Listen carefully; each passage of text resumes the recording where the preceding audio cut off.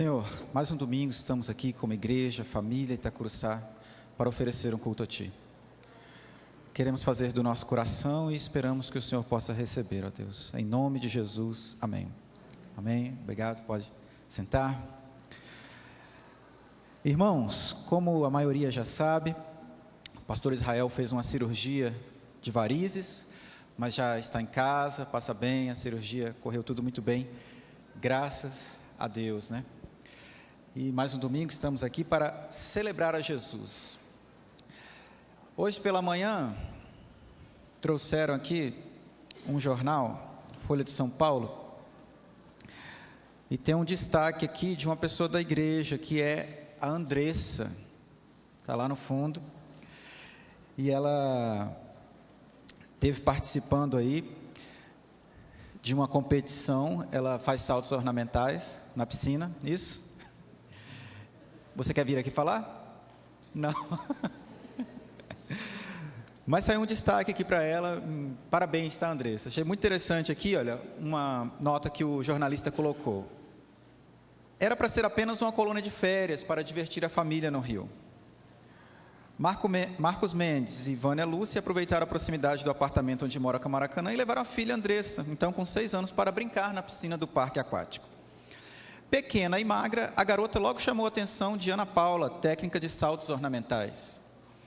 Andressa, porém, não sabia nadar. E aí? Precisou de macarrão, cinto de hidroginástica e outras boias amarradas ao corpo para saltar. Era muito tenso, lembra a hoje atleta Andressa Mendes, caçula da delegação brasileira no PAN de Guadalajara, que começa dia 14. Então, parabéns, Andressa, aí, representando não só o Brasil, como o Rio de Janeiro, mas também nossa igreja, né? Batista Itacuruçá, já é aí um atleta de Cristo, graças a Deus. Irmãos, temos alguns avisos que veremos logo mais no nosso telejornal, no Ita News, mas antes disso a gente quer orar pelas pessoas que fizeram aniversário essa semana.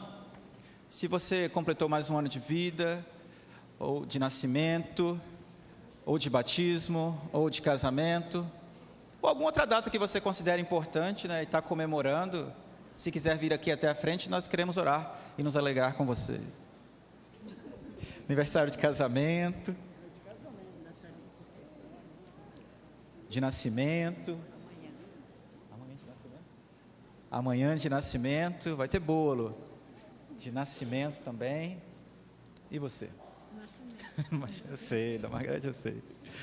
Que bom, graças a Deus, graças a Deus. Quero saber também se há alguém que está conosco aqui pela primeira vez, estando na nossa igreja. Você seja muito bem-vinda, tá? Deus te abençoe, espero que você sinta muita vontade aqui na casa de Deus, na nossa comunidade aqui. Mais alguém? Não, né? Então vamos orar, quero chamar aqui Vocês também? Ah, excelente, sejam bem-vindos, fiquem muito à vontade. Espero que vocês sintam a presença de Deus aqui, nossa celebração. Chamar o João Vitor aqui, para que ele possa estar orando aqui, agradecendo a Deus por mais um ano de vida, de nascimento e também de casamento dos irmãos. E pelas pessoas que estão conosco hoje, celebrando a Jesus pela primeira vez.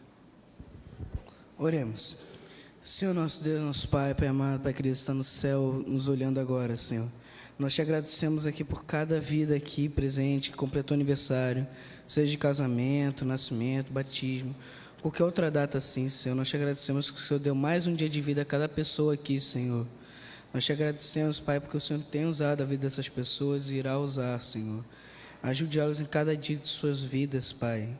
Ajude em cada momento que elas precisarem, Senhor.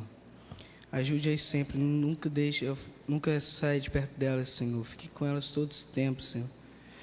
Escute-as e fale com elas, seja um verdadeiro amigo para elas, Senhor. Amém. Nós pedimos, Senhor, em nome de Jesus, amém. Amém, parabéns, obrigado por terem vindo aqui à frente. E agora vamos participar do Ita News. Olá, está no ar mais uma edição do Ita News com diversas novidades para você. Confira!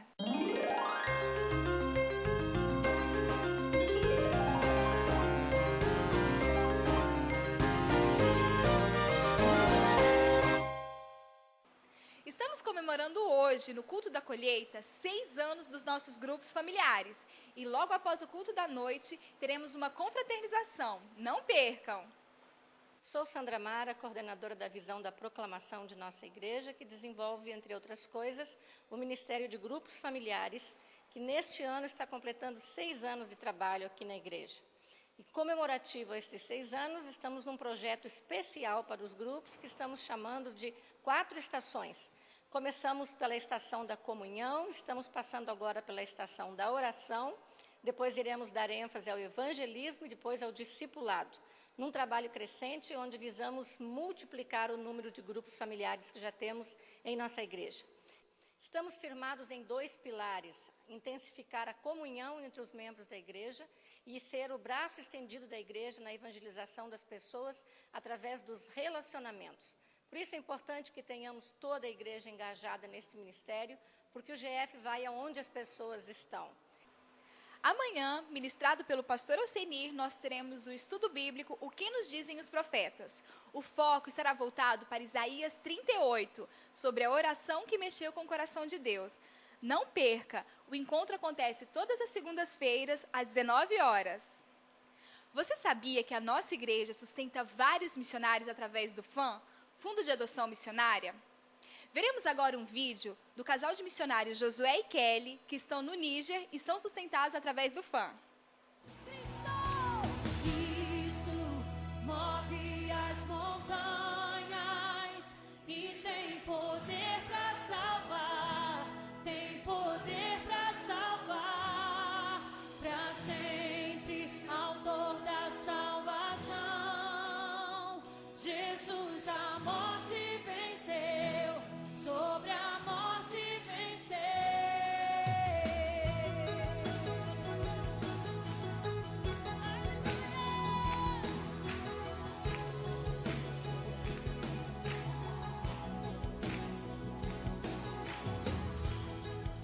Me aceitas com meus medos, falhas e temores.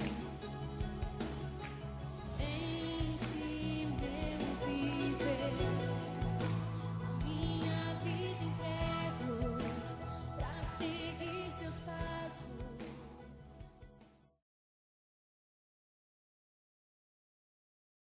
Você já se inscreveu para o nosso retiro? Ele acontecerá de 11 a 15 de novembro em Pátio do Alferes, no Arcozelo Palace Hotel. As vagas são limitadas, hein? Não percam! E se você já fez a sua inscrição, não esqueça de entregar a sua ficha ao irmão Mateus. O nosso Itanews vai ficando por aqui. Qualquer dúvida é só mandar um e-mail para itanews@itacuruca.org.br ou acessar o nosso site www.itacuruca.org.br. Até lá! Tchau!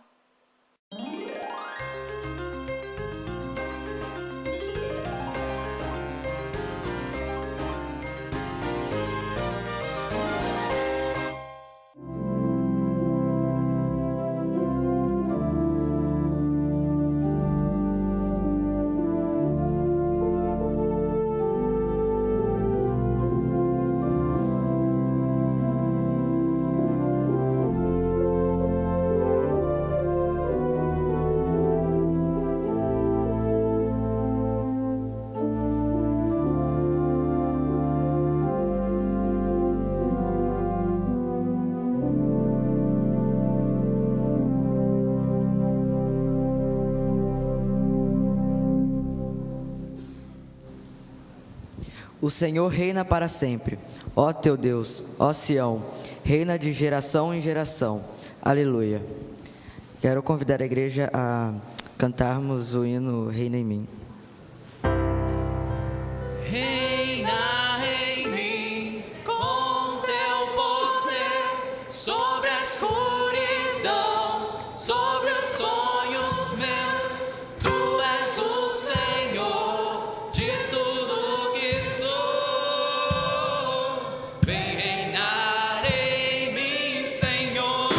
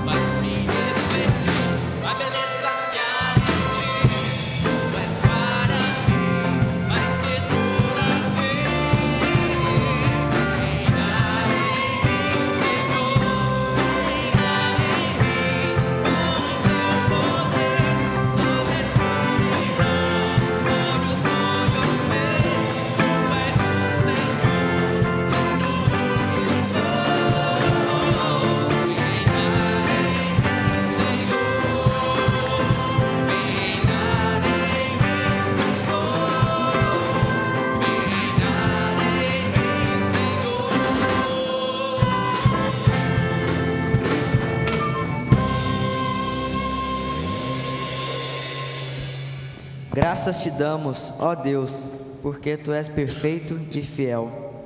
E como diz o cântico que acabamos de louvar a Deus, sobre toda a terra Ele é o Rei, sobre as montanhas, o sol, e que Ele possa estar reinando nas nossas vidas. E vamos continuar exaltando o nome dEle com Tu és fiel, Senhor.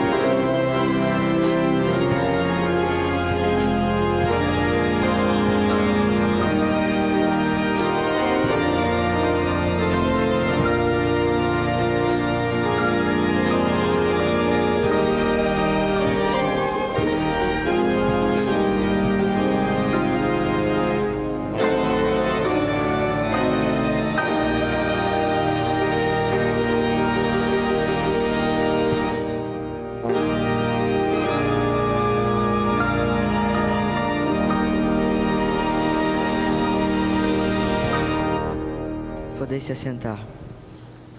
Escutem, ó céus, e eu falarei. Ouça, ó terra, as palavras da minha boca.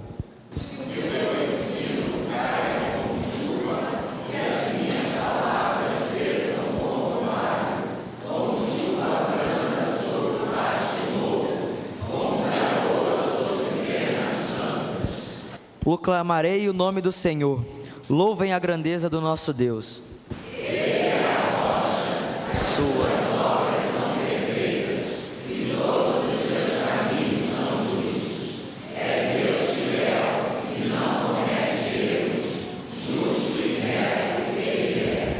Vamos continuar louvando a Deus com o cântico Majestade.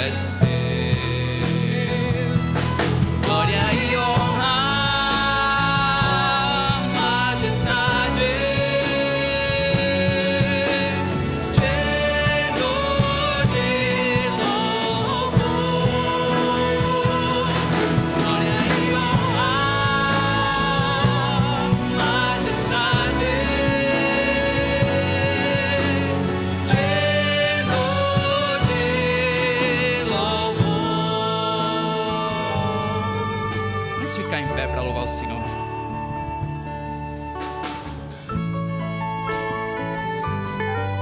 O Senhor é elevado entre os louvores.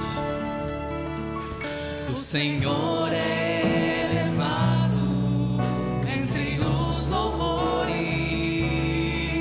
de um povo que proclama o seu poder. Entre mãos que se erguem como gratidão e amor, entre vidas que se prostram para o seu louvor. Procurando sua vontade realizar,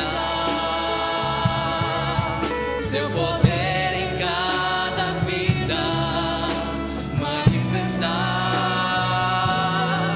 para que o mundo creia e venha te adorar, Senhor, reconhecendo que só tu és Deus.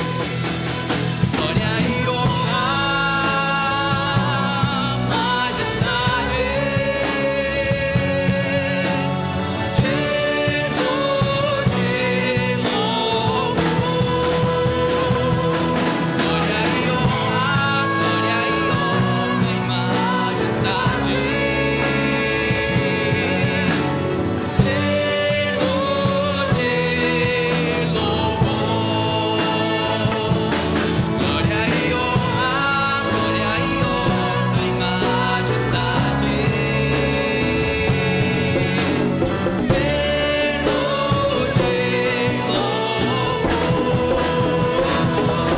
Glória e honra, majestade,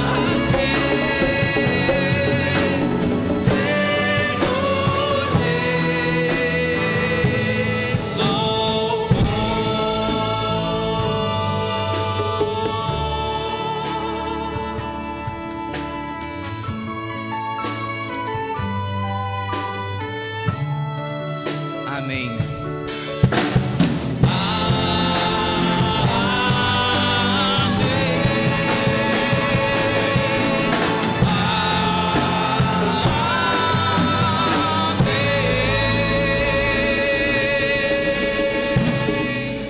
Oremos. Senhor, te agradeço por nós estarmos aqui na tua casa mais um dia, podendo louvar e exaltar o teu nome. Te agradeço por cada coisa que eu tenho feito na vida de cada um de nós, cada detalhe que o Senhor tem cuidado. Te agradeço pelo ânimo que o Senhor sempre nos dá, pelo consolo quando nós precisamos. Te agradecemos, Senhor, por tudo que o Senhor é e principalmente pelo que o Senhor é na nossa vida. Obrigada por tudo, Senhor. Recebe este culto como gratidão por tudo que o Senhor significa para nós. Em nome de Jesus. Amém. Podem assentar, por gentileza. Linda essa canção, hein? Faz tempo que a gente não canta aqui. Vamos fazer a leitura do Salmo 66, 8, 9 e 20. Está no nosso boletim. Bendizei, povos, ao nosso Deus, e fazei ouvir a voz do seu louvor. Ao que sustenta com vida a nossa alma, e não consente que sejam abalados os nossos pés. Bendito seja Deus, que não rejeitou a minha oração, nem desviou de mim a sua misericórdia. Nós vamos cantar a canção Refúgio Verdadeiro. E enquanto estivermos cantando, nós vamos ter aquele tempo de intercessão. Então, se você tem algum pedido para colocar diante de Deus, você pode ficar em pé aí no seu lugar, que logo após nós estaremos orando. Um pedido é pelo pastor Israel, né, que Deus esteja cuidando dele na recuperação. Ele já está em casa, a cirurgia correu tudo bem, mas que Deus possa ajudar na recuperação, que seja bem rápida e ele possa estar aqui conosco novamente, né, celebrando juntos. Outra oração também é pela Andressa, que falei no começo, saiu no jornal, para que Deus esteja cuidando dela. Inclusive ela convida os irmãos para na terça ou na quarta vai ter um documentário falando sobre a vida dela na Record. Então quem puder assistir também, e desde já a gente esteja orando aí pela Andressa. Então enquanto cantarmos Refúgio Verdadeiro, se você tem algo a colocar diante de Deus, um pedido aí, Você pode ficar em pé aí no seu lugar.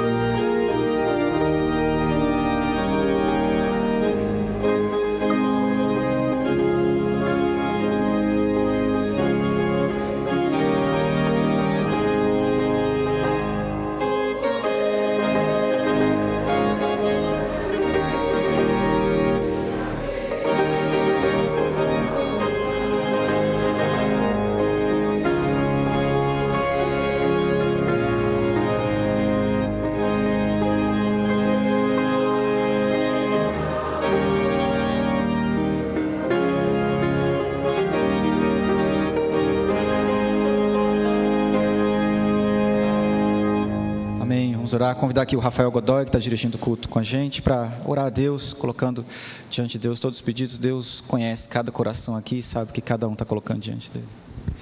Oremos.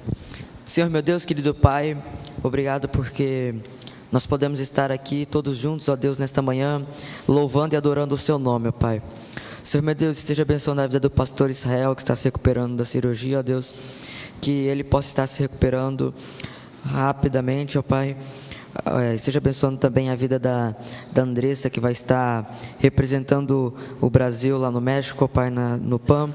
Mas não somente representando o Brasil, ó Pai, mas ela vai estar lá entre a delegação brasileira, os atletas, ó Pai, mas que acima de tudo elas possam estar representando o Senhor na vida dela, ó Pai, que as pessoas possam estar percebendo a diferença na vida dela e que possam saber que quem faz essa diferença é o Senhor, ó Pai.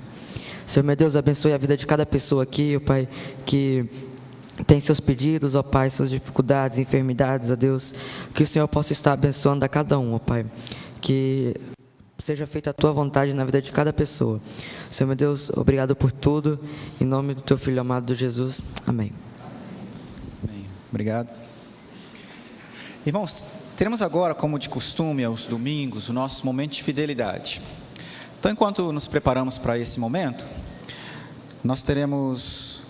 vamos assistir um vídeo, mas antes do vídeo, o irmão Marcos Lima, cadê ele? Está ali? Tem um comunicado para a gente também. Depois nós vamos assistir o vídeo aí dos nossos missionários. Obrigado, pastor. Irmãos, a igreja aprovou em assembleia um pedido da visão de adoração, que é o de aquisição de um novo piano. Por 10 anos esse piano tem dado um certo trabalho, um custo à igreja, porque ele não aguenta mais a afinação. Se afina ele, se usa 2, 3 vezes, depois ele desafina de novo. Foi reformado já inclusive, e ele não atende mais às necessidades de adoração ao Senhor. Por isso a igreja então em assembleia, numa quarta-feira do mês de outubro, de setembro ou agosto, não lembro agora direito, aprovou então a aquisição de um novo piano. Pois bem, vocês olham ali, mas ele está bonito, está perfeito. Ele, eu diria, no Novo Testamento, sepulcro caiado, bonitinho por fora, mas por dentro já não se sustenta mais. Deus merece o melhor que nós podemos fazer. E nesse momento, o melhor que nós podemos fazer é comprar um novo piano.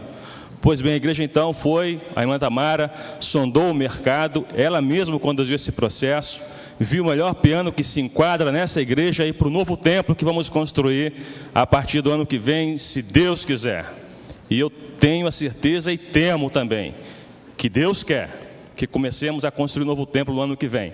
Ano que vem não, 2013, né? O ano que vem a gente começa os alicerces. Pois bem, então foi encomendado um piano ao Japão, na Yamaha. O Japão está no mar, chegando no porto do Rio de Janeiro.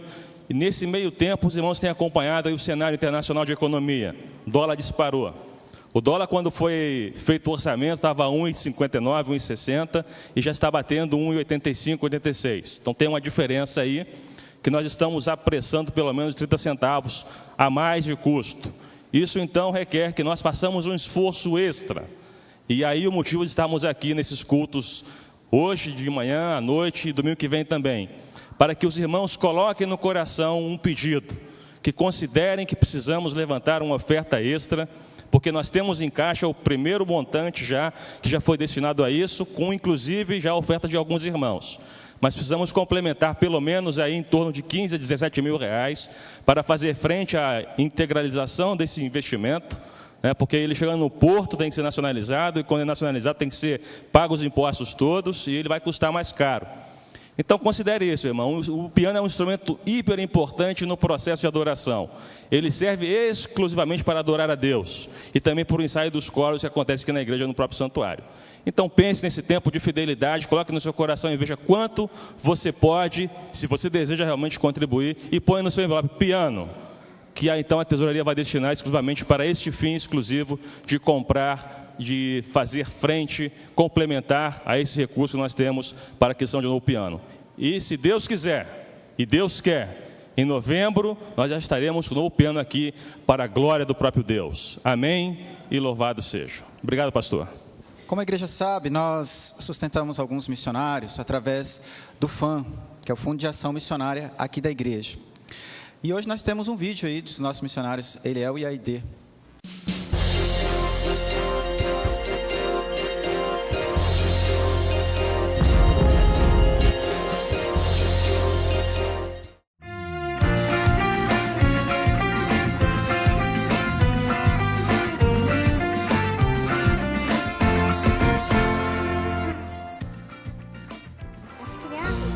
Quando nós investimos em crianças, nós nos preocupamos em investir na sua totalidade. A criança precisa ser cuidada no sentido de educação, no sentido de alimentação, no sentido do amor, do cuidado, do carinho. A criança precisa ser completamente cuidada e nós entendemos isso.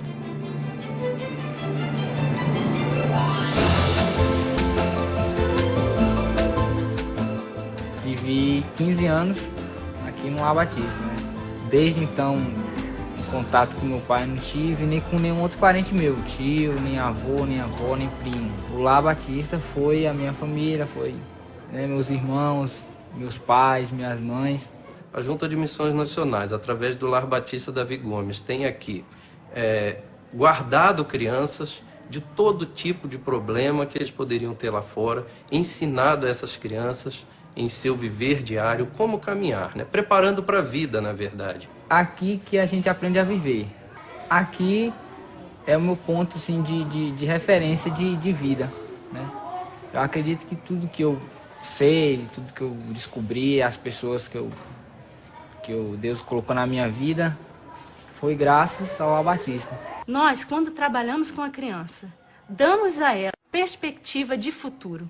Ela começa a acreditar que pode ser alguém, que pode ser um melhor cidadão, que estudando vai conseguir chegar aonde ela quiser chegar. Eu estou trabalhando, estou no Conselho Tutelado aqui de Barreiras, pela prefeitura, trabalho na igreja, sou líder do louvor da minha igreja, toco instrumentos e tô feliz. Tô terminando meus estudos do ensino médio, querendo fazer uma faculdade no ano que vem, casar, né, construir uma família.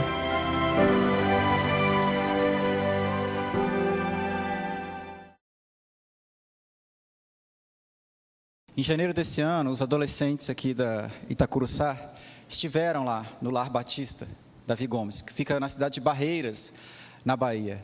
E a gente viu um desses meninos aí, viu o PH ali no vídeo, o trabalho tem sido feito. Eu vi de um garoto desse que ele está feliz, né? Pensa em casar, é uma mudança de vida que só Jesus pode fazer, através de nós que já conhecemos a palavra. Então, se você quiser contribuir para o Fundo de Ação Missionária, seja para o Lar Batista em Barreiras, ou seja para um outro missionário, na capa do nosso boletim temos outros nomes aí, você pode colocar no seu envelope aí, ó, para o Fundo de Ação Missionária. Temos missionários espalhados por esses 4 cantos da terra aí, cada um com seu violãozinho lá, tocando e evangelizando para Jesus, para que mais pessoas digam assim, olha, hoje eu estou feliz. E esse ano, em janeiro, quando nós estávamos nos despedindo lá dos meninos do orfanato, voltando aqui para o Rio, foi aquela emoção, né? Tchau, até ano que vem. Mas aí um deles disse assim, até nunca, porque todo mundo que vem aqui fala que vai voltar e nunca volta. E a gente quer fazer diferente, nós queremos voltar lá em janeiro do ano que vem. Por isso, adolescentes estão preparando um almoço para o domingo que vem. Ao fim do culto, à porta, eles estão vendendo lá os ingressos. E o valor arrecadado vai ser para ajudar no transporte até Barreiras, que não é fácil. Nós fomos de ônibus este ano, gastamos 29 horas. Então, teve um ônibus um pouco mais confortável, teve um custo um pouco mais elevado. Então, esse ano, estamos fazendo esse almoço aí para ajudar nessas despesas. Mas vamos, então, colocar isso em prática, né, Valéria? Vamos ter nosso momento de fidelidade. Se você, então, trouxe seu dízimo ou oferta, seja para esses itens que foram colocados aqui, você poderá trazer enquanto uma música será executada e colocar aqui no gasofilácio. Na galeria também temos pessoas recolhendo.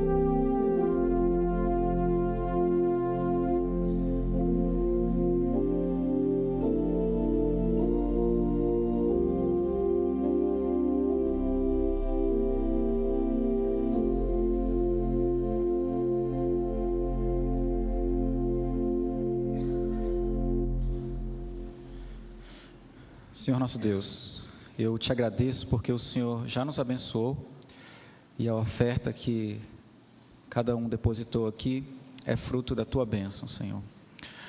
Quero pedir que o Senhor dê sabedoria à igreja, nós como igreja, para administrarmos esse recurso, ó Deus. Que todos sejam empenhados no teu reino e que vidas possam ser alcançadas e transformadas, Senhor, com cada oferta dessa. Em nome de Jesus, que entregou tudo o que tinha, sua vida, em nosso lugar, é que eu oro. Amém. Os irmãos podem levar a salva. Recebi um bilhetinho aqui, que estão perguntando o horário da reportagem da Andressa, que eu não falei, né? Desculpa, Andressa. Vai ser à noite, às 20 horas. Irmãos, vamos participar agora, nesse momento, da ceia do Senhor. Nós entendemos que a ceia é um memorial e nos lembramos que Jesus instituiu isso e também que deu a vida por nós. Então, sempre que celebramos a ceia, estamos lembrando do sacrifício de Jesus, do seu sangue derramado para nos limpar do pecado e fazer com que a gente tenha salvação após essa vida, né? Porque, como dizia minha avó, ninguém é para semente. Então, chega uma hora que a gente vai morrer. Mas e aí, para onde que a gente vai? Jesus pode dar a vida, a gente vai morar no céu, eternamente com Deus. Então, quando a gente celebra a ceia, a gente está lembrando disso. O suco de uva, o vinho, simboliza o sangue de Jesus, e o pão simboliza o seu corpo. Quero ler aqui em 1 Coríntios 11, o apóstolo Paulo dá essas instruções, né?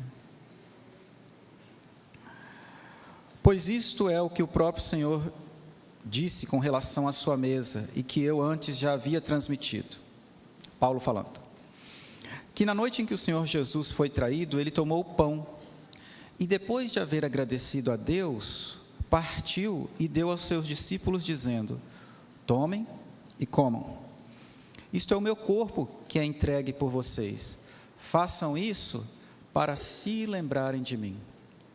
De igual modo, ele tomou o cálice de vinho e disse: este cálice é a nova aliança do meu sangue. Façam isso em memória de mim, toda vez que o beberem. Porque cada vez que vocês comerem esse pão e beberem esse cálice, estão anunciando a mensagem da morte do Senhor, morte que ele sofreu por vocês. Façam isso até que ele venha. E como Jesus ainda não voltou, nós vamos obedecer. Pedir ajuda aqui aos diáconos.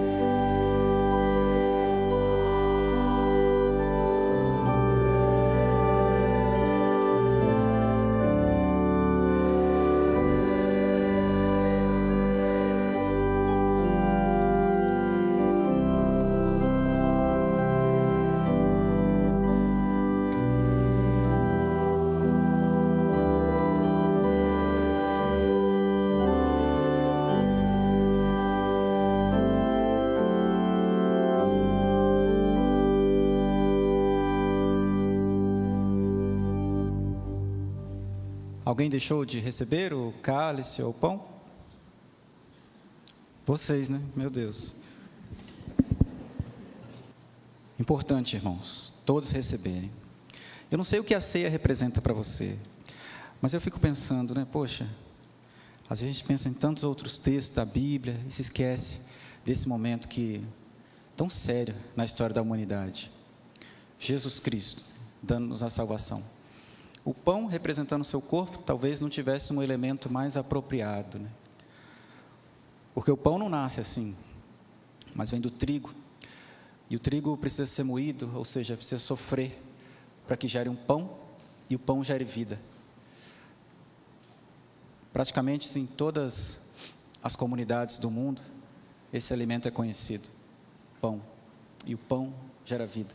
Tanto é que o próprio Jesus disse: Senhor, dá-nos o nosso pão de cada dia.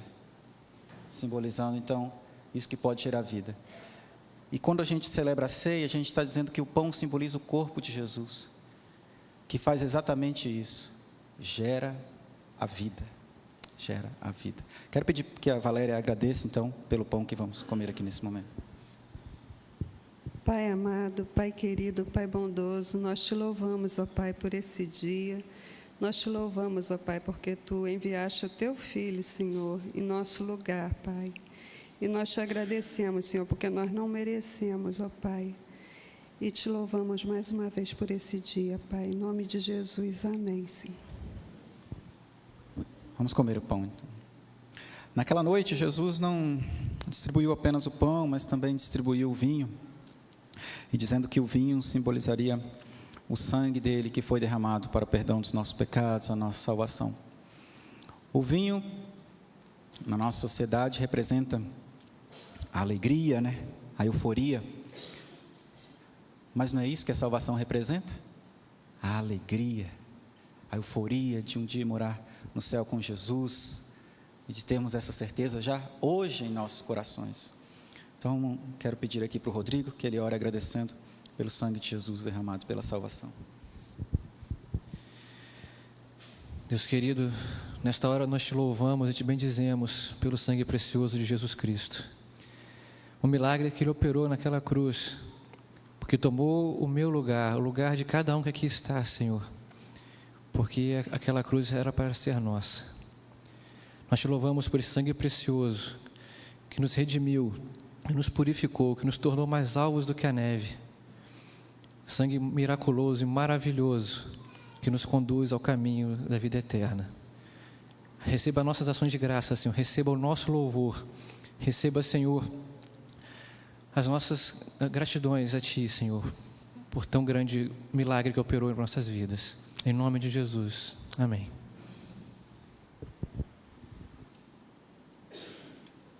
Vamos tomar o cálice. Amém. Muito obrigado, irmãos.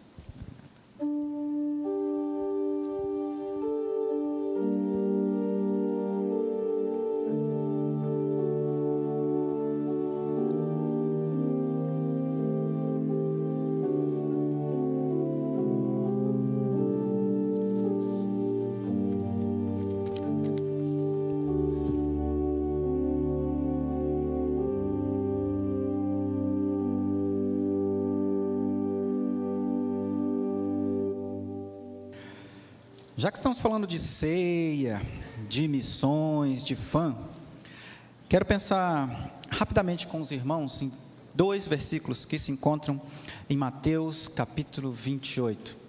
Portanto, vão e façam discípulos de todas as nações, batizando-os em nome do Pai, do Filho e do Espírito Santo. Esse foi só o 19.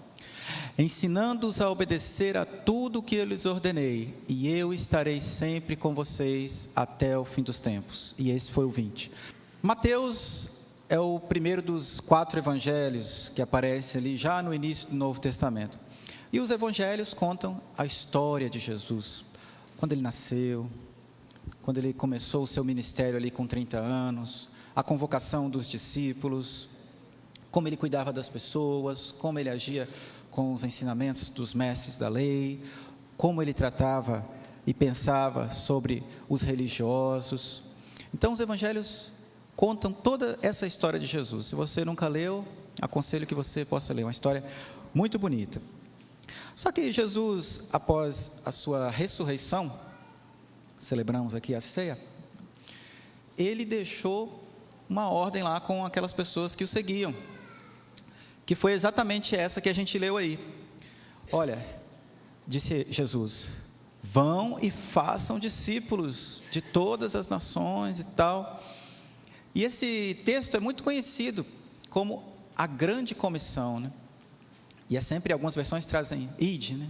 Ide, portanto, fazer discípulos. Então a gente ouve falar o ide de Jesus. Você já cumpriu o ide de Jesus, os missionários já cumpriram. Mas essa manhã eu não queria ficar preso nessa expressão ide, vão, mas sim na expressão façam discípulos. Façam discípulos. Talvez o maior imperativo de Jesus tenha sido esse, né? Não de ir, mas de façam discípulos. Que o ir, o batizar, o ensinar são formas desse discipulado. Então pensei nessa manhã da gente tentar responder a pergunta: para que fazer discípulo? E eu pensei em duas respostas. Talvez você pense em outras, depois você pode até compartilhar comigo aí, se você discordar de uma das minhas, também fique à vontade para falar. Em primeiro lugar, eu penso que fazer discípulos para que haja uma continuidade dos ensinamentos de Jesus. Se os primeiros discípulos não tivessem cumprido essa ordenança, os ensinamentos não teriam tido continuidade. Como é que a gente está aqui hoje, celebrando a Deus, sabendo dos princípios bíblicos? Mas os primeiros discípulos cumpriram esse papel de formar outros discípulos. É importante anunciar que só Jesus salva, que em Jesus nós temos a vida eterna. Mas e depois?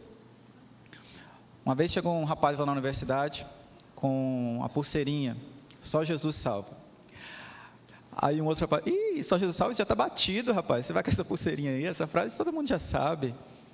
Pode ser, mas pode ser que muita gente ainda não saiba o que é ser discípulo. Então nós precisamos ir além do ide, chegar na próxima etapa do versículo, ide e façam discípulos. Como é que Jesus convidava as pessoas? Olha, o André, Simão, Rafael, Carlos, sigam-me. Lá em Marcos 1 e 2, Levi, siga-me. Tiago, João, sigam-me. Simão e André, sigam-me. Por que seguir? Para andar junto, para caminhar, para ter um discipulado. E não apenas saber que Jesus existia. Muitas pessoas já tomaram, eu acredito, a decisão de acreditar em Jesus. São decididos. Mas existe um próximo passo que é a conversão. Não, eu decido crer em Jesus, mas eu preciso me voltar para Jesus e andar com Ele. E talvez uma outra etapa seria, não, eu quero realmente ser um discípulo de Jesus. Jesus sempre esteve cercado de muita gente. Ia para um lugar, chovia gente. Ia para outro, chovia gente. Então, não era problema, ele não tinha problema com as pessoas, assim. Estava sempre cercado de muita gente. Popular, né? Popular. E essas pessoas faziam parte da multidão. Uma multidão que estava sempre acompanhando Jesus. Jesus fugia para um lugar para orar, chegava a multidão. Jesus atravessava o mar, estava lá a multidão esperando. Talvez esperando por seus milagres, talvez esperando pelo alimento. Só que, olha que interessante, a multidão ficou lá, ouviu o sermão da montanha, ouviu os ensinamentos de Jesus, só que quando Jesus fala que é preciso fazer discípulos, ele não fala para a multidão, ele fala apenas para os discípulos. Ele diz, olha, vocês precisam ir e gerarem outros discípulos.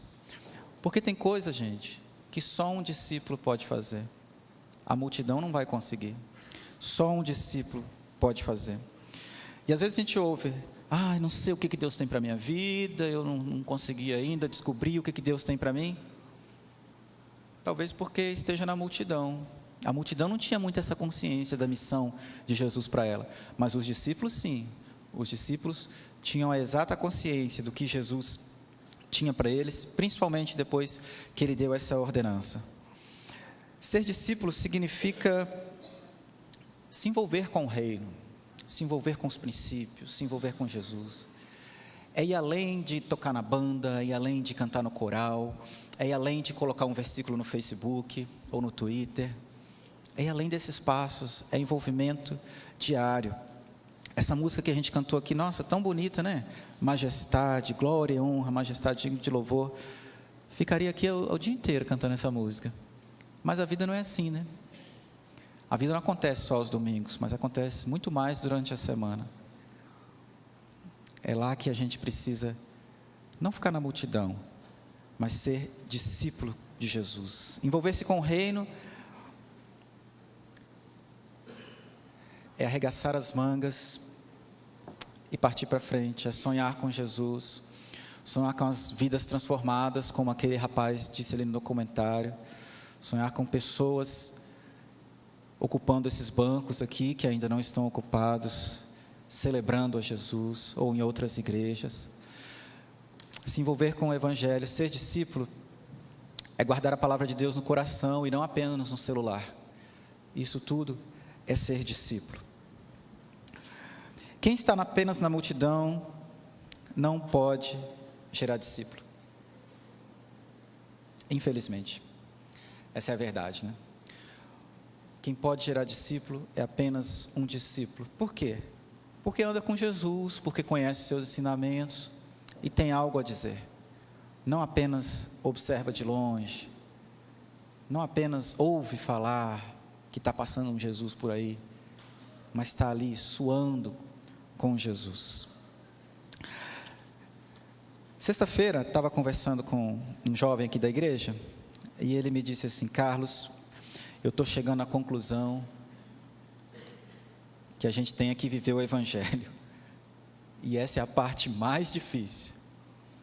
E eu concordei com ele, porque é muito fácil, né? A gente ir ali para a praça, fazer um barulho, fazer um culto, falar de Jesus, as mãos se levantarem, mas você viveu o Evangelho com aquela pessoa que está todo dia lá no seu trabalho, ou com seu vizinho, ou com seu colega de faculdade, de escola, aí é mais difícil, né? Aí é mais difícil. É igual aquela história do táxi, né? Já ouviram? Você pega o táxi, aí você fala: entra à esquerda, entra à esquerda. O cara vai entrar para a direita, né? Por quê? Está olhando para o que você faz, não para o que você fala. E assim são as pessoas ao nosso redor, nosso vizinho. Ontem estava em casa tentando ler, e meus vizinhos brigando, não briga de marido e mulher, mas com a criança assim, né? Não mexe aí, não mexe acolá, não sei o quê, barará, barará.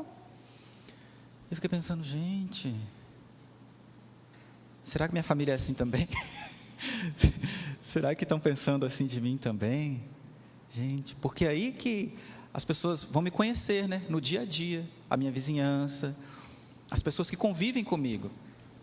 Agora, se nós formos ali na praça e fizermos um culto, nossa, olha que bonito lá, aqueles jovens cantando, olha que bonito, aquelas pessoas falando de Jesus, mas é no dia a dia que a gente vai saber se uma pessoa é um discípulo ou não.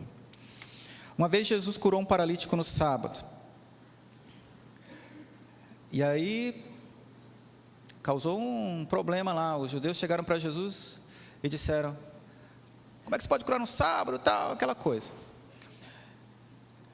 E aí perguntaram para o paralítico, antes de falarem com Jesus: quem te curou? Ah, não sei lá, um homem aí me curou, tal. Depois Jesus fez outra cura num cego, e aí perguntaram para o cego: quem te curou? Quem te curou? Oh, não sei direito, mas foi o nome dele era Jesus. O nome dele era Jesus, um homem chamado Jesus. Por que eles, um não sabia quem era, o outro só sabia o nome? Porque tanto o paralítico quanto o cego pertenciam à multidão. Não sabia quem era, só sabia o nome. Não, é Jesus. Ah, Jesus, sei quem é. Hoje a gente fala 2011 depois de Cristo, então Jesus existe, passou pela terra, tal, ok, mas não conhece o que está na palavra de Deus. Se perguntasse lá para Pedro, o que ele diria? Tu és o Cristo, o Messias, o Filho de Deus, unigênito. Mas para a multidão não sabia nem quem era Jesus, porque o discípulo conhece o Mestre, mas a multidão não. O triste, irmãos, é que às vezes nós, tentando discipular alguém, começamos a discipular a pessoa mais para que ela seja parecida com a gente do que com Jesus. Sem querer, né? Não, você precisa fazer isso, tá, faz aquilo. E aí o discipulado começa a ser o discipulado de um ser humano, e não apontando para o autor da nossa salvação, Jesus Cristo. Às vezes acontece isso, né? Não sei se alguém aqui já se pegou fazendo isso. É a sua maneira de crer, é a sua maneira de ler. Mas será que não precisa passar pelo filtro as nossas informações, inclusive o que eu falo aqui, ou o que nós falamos na EBD? O estudo bíblico dominical, que a gente chama de EBD, faz parte do discipulado. Os grupos pequenos, que aqui na nossa igreja nós chamamos de grupos familiares, também fazem parte do discipulado. Mas, se o discipulado também não acontecer nos corredores, no dia a dia, é complicado, porque você faz o curso, ganha um certificado, agora estou pronto, sou um discípulo. Será?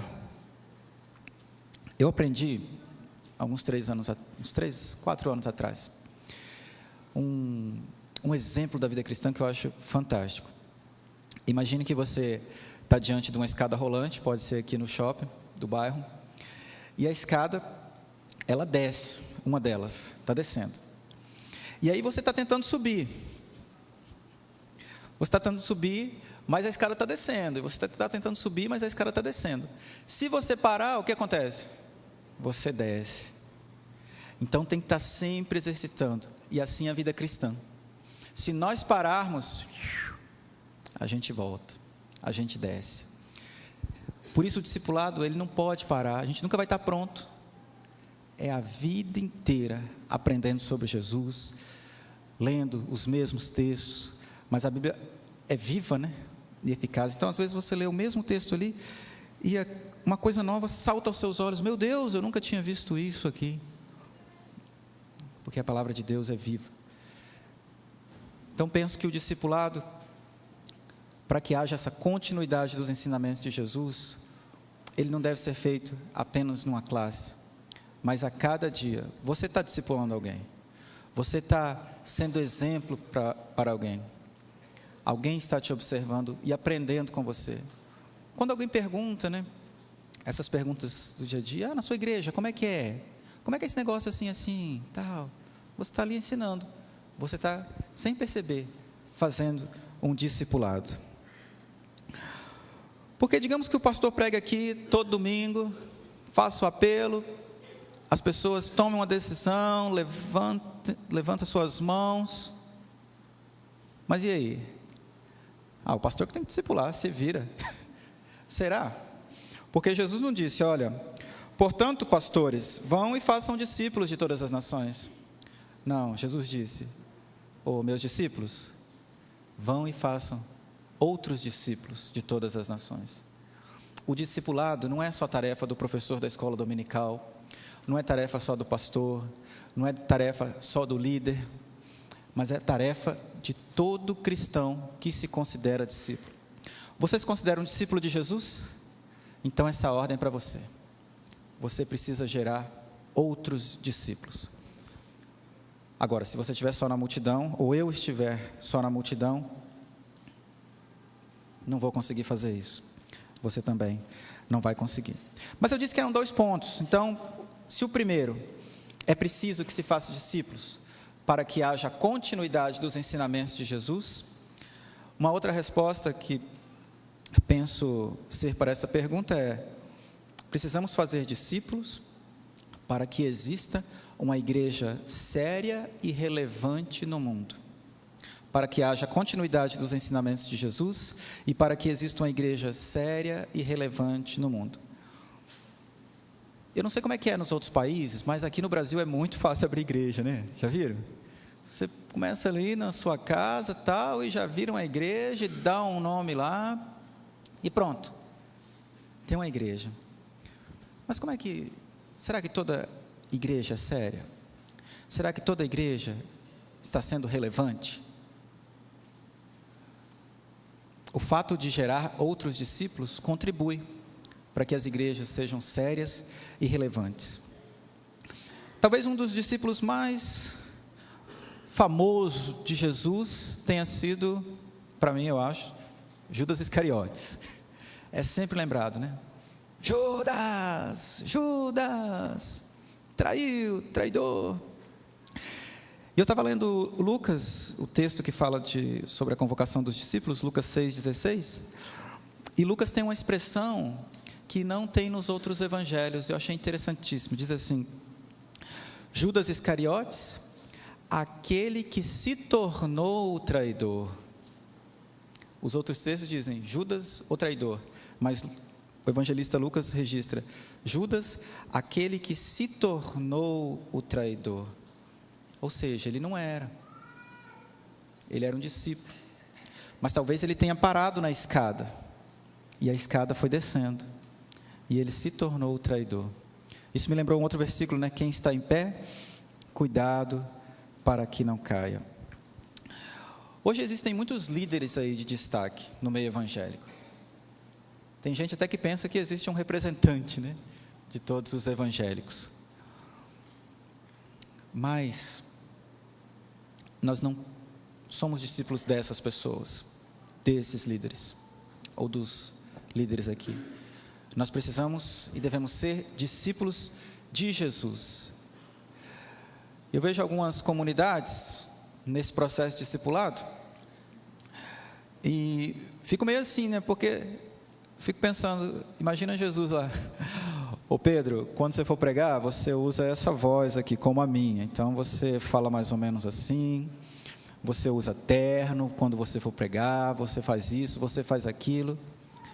Mas Jesus não estava preocupado com isso, mas estava preocupado com o dia a dia, se os discípulos estariam ensinando os princípios que ele deixou, não se falasse com a mesma voz dele. Não sei se vocês já ouviram a história de um show que teve aqui no interior do Rio, e um show gospel. E aí tinham vários cantores lá, né? Desses que compõem essas músicas aí que a gente, algumas até nós cantamos aqui. E aí quando o cantor subia no palco, a multidão começava a gritar o nome desse cantor: fulano, fulano. Subiu outro cantor, tudo crente, tudo lá: fulano, fulano. Aí contam que chegou a hora da mensagem, o pregador subiu e disse assim: olha, esses aí que vocês ficaram gritando o nome, nenhum deles morreria na cruz por vocês, e ainda que morressem, não ia adiantar de nada, porque não ia gerar salvação da alma de vocês. Quando eu ouvi essa história, eu pensei: meu Deus, ousado esse homem falar isso. Mas não mentiu, né, gente? Não mentiu, falou a verdade. Às vezes queremos ser discípulos dos nossos mentores, das pessoas que admiramos, e não nos empenhamos tanto em sermos discípulos do Mestre Jesus. Quando uma igreja ela não é formada por discípulos, pode ocorrer um problema de outras pessoas começarem a frequentar, e essas novas pessoas ouvirem mais umas das outras do que ouvirem do próprio Jesus. Quando quem está fazendo o discipulado não é outro discípulo, mas é a multidão, pode ocorrer aquele problema, né? A pessoa se achega para a igreja, digamos que o Rafael se achega para a igreja, né? Não, espero que não tenha acontecido isso com você quando você chegou aqui de Goiás, né? E o Rafael, está vendo o fulano ali? Então, é bravo, cuidado com ele. Está vendo aquele outro irmão ali? Rapaz, nem chega perto. E aquele outro irmão ali, não fala nada perto dele, que ele vai contar para todo mundo. E aquele outro ali? Às vezes acontece isso. Só que por que acontece? Porque quem está fazendo o discipulado é a multidão, e não outro discípulo. Porque quando o outro discípulo faz o discipulado, ele se preocupa mais, não em falar do irmão fulano, do irmão cicrano, que perfume que ele usa, ou se ele comenta demais das pessoas ou não, ou se ele só vem no culto uma vez por mês. ele se preocupa mais em falar de Jesus para aquelas pessoas que estão chegando para a igreja, para a comunidade. Nós precisamos fazer discípulos para que os ensinamentos de Jesus tenham continuidade. E nós precisamos fazer discípulos para que exista uma igreja séria e relevante no mundo. Uma igreja séria e relevante existe quando ela é formada por discípulos de Jesus e não por uma multidão. Uma igreja séria e relevante existe quando o seu movimento é também para fora e não somente para dentro. Uma igreja séria e relevante existe quando Jesus é o centro dos seus cultos, das suas celebrações. Uma igreja séria e relevante existe quando cada um dos seus participantes se dispõe a servir e não apenas serem servidos. Quando imaginam que estão num hospital e não num hotel. Quando usam um avental e não apenas um guardanapo. Uma igreja séria e relevante existe quando cada um dos seus participantes consegue entender facilmente a sua missão no mundo, nessa vida. Uma igreja séria e relevante existe quando os seus participantes, que um dia já colocaram a mão no arado, não olham para trás. Uma igreja séria e relevante existe quando ela olha para os pobres, quando ela pensa nos pobres. Eu penso que essas são as características de uma igreja séria e relevante, que só acontece quando discípulos se propõem e se dispõem a gerar outros discípulos. Porque se nós, que nos consideramos discípulos de Jesus, não nos empenharmos em gerar outros discípulos, as multidões estão gerando. As multidões estão gerando, estão produzindo. Existem muitas pessoas que acreditam em Deus, eu não tenho dúvida disso. Mas tem muitas pessoas que ainda não estão ali com Jesus. Estão apenas observando de longe, apenas sabendo que existe um homem chamado Jesus. Lá na minha cidade, eu sou de Cuiabá, Mato Grosso, e vizinho assim tem uma cidade chamada Chapada dos Guimarães. Muito bonito lá. E aí todo ano tem um festival de inverno. E aí a Jocum, Jovens com uma Missão, não sei se todo mundo conhece essa organização, sempre organiza um evangelismo lá, e uma vez eu fui participar com eles. E aí a gente lá nas ruas, nos arredores, conversando com algumas pessoas, conheci 2 rapazes. E a história deles muito parecida. Eles haviam passado pela igreja, mas havia abandonado. E um deles me contou uma história que eu nunca esqueci. Ele disse assim: olha, rapaz, eu comecei a frequentar a igreja, eu era um adolescente, mas aí um dia eu fui à igreja com a camisa daquele personagem lá, acho que é do Pernalonga, né? O demônio da Tasmânia, não tem? Aquele que fica girando assim. E aí alguém chegou para mim e falou assim: rapaz, você não pode entrar na igreja com essa camiseta. Essa camiseta não é de Deus, você não vai... E mandou o rapaz embora, não sabendo essa pessoa, para aquele rapaz nunca mais voltar. Até aquele dia ele não tinha voltado à igreja. Ele falou: eu acredito em Deus, tudo mais, respeito o que vocês estão fazendo aqui, mas me deixa aqui com a minha cervejinha, que eu vou aqui continuar nessa vida. Aquilo marcou profundamente. Quem disse aquela frase para aquele rapaz, provavelmente não foi um discípulo de Jesus, mas foi alguém da multidão, que está no meio, né? Está no meio da gente. Alguém da multidão disse aquilo para aquele rapaz. Se você quer, e eu acredito que sim, que os ensinamentos de Jesus tenham continuidade, que existam cada vez mais igrejas sérias e relevantes, não só no Brasil, mas em toda a face da terra, seja um discípulo de Jesus. Porque se não existisse esse negócio de discipulado, se fosse só pregar, seria muito fácil, né, Valéria? Íamos encher aqui um ônibus, íamos aí de cidade em cidade pregar e voltar para cá. Mas não, precisa do discipulado. É por isso que existem essas campanhas de missões, por isso que Eliel e Aidê estão lá em Barreiras, discipulando aqueles meninos no orfanato, para que as pessoas entendam, aprendam mais de Jesus. Aqui na igreja nós temos o FAM, né? Fundo de Ação Missionária. que está contribuindo para que essas pessoas estejam lá, gerando outros discípulos. Mas nós que não estamos lá, podemos gerar discípulo aqui. Cada um no seu trabalho, na sua faculdade, na vizinhança, nos cursos que nós fazemos, né? Seja de um idioma, seja de um esporte. Mas pode ser que Deus esteja chamando alguém aqui para sair da zona de conforto e ser um missionário. Pode ser que Deus esteja chamando seu filho, sua filha, para ser um missionário, para se dedicar integralmente à obra de Deus. A gente conhece tantas histórias aí, né? Entre os batistas, Ana Alzira Nascimento, ficou lá na Angola durante a guerra. Da Jocum, a Brauler Ribeiro, que passou 30 anos lá na Amazônia, entre os índios. Da ABU, Aliança Bíblica Universitária, a Tonica, que foi contemporânea lá da Ana Alzira, na Angola. E se você ler a história dessas mulheres, deixaram bem cedo, juventude, naquela briga, vou, não vou, e foram. Algumas não tiveram apoio dos pais, mas tiveram apoio de Deus, de Jesus. Alguns pais foram cooperadores com Deus, né? Abençoaram ainda dessas meninas. Mas enquanto nós não temos certeza se Deus está nos chamando, ou nós já temos a certeza, não, meu ministério é aqui, é nessa empresa, é nessa organização, é dando esse expediente, é sendo um missionário aqui onde eu estou.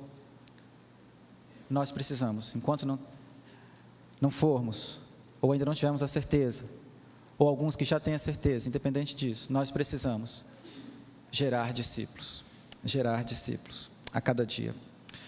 Eu espero que cada um de nós pense um pouco mais nisso.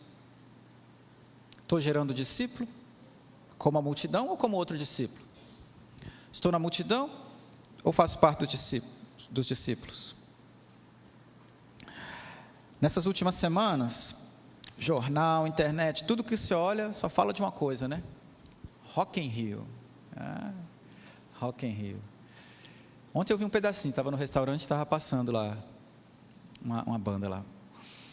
E tanta gente, né? Tanta gente. Me dá uma agonia, eu fico pensando, gente, se eu estivesse lá e me desse vontade de ir no banheiro, como é que eu ia fazer? Eu não sei. Mas bonito assim de se ver.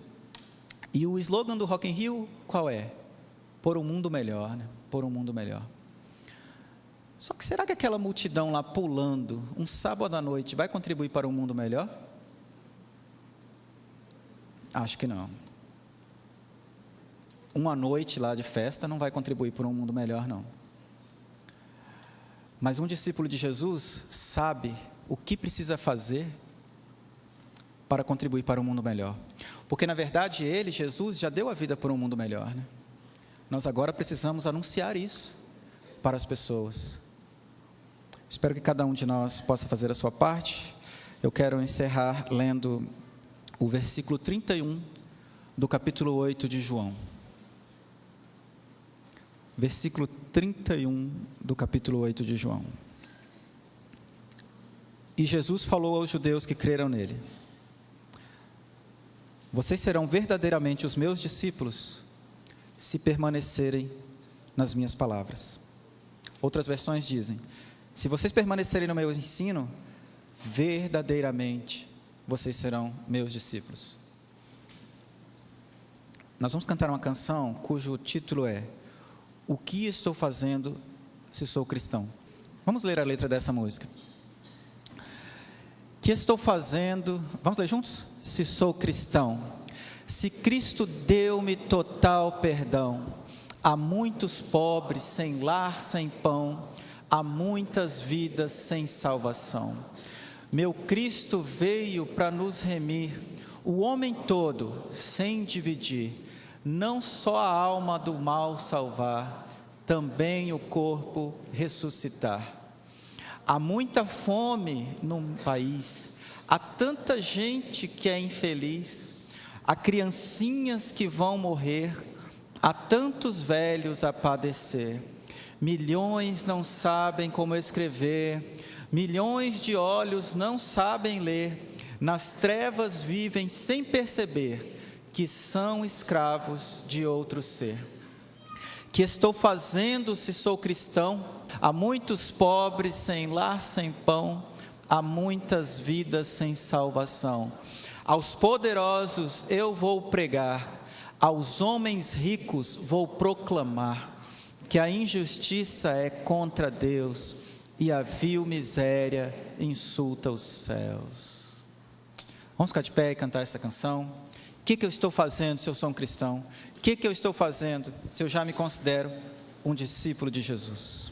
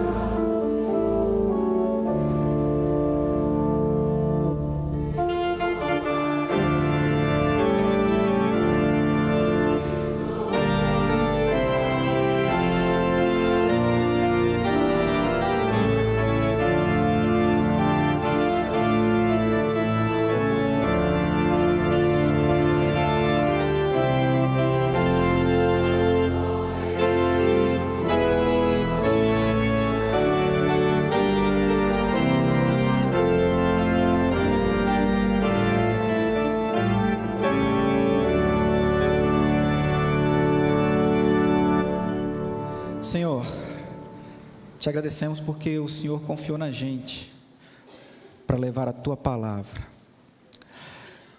E não deixa a gente esmurecer não deixa a gente olhar para trás, mas sempre para frente, para Ti.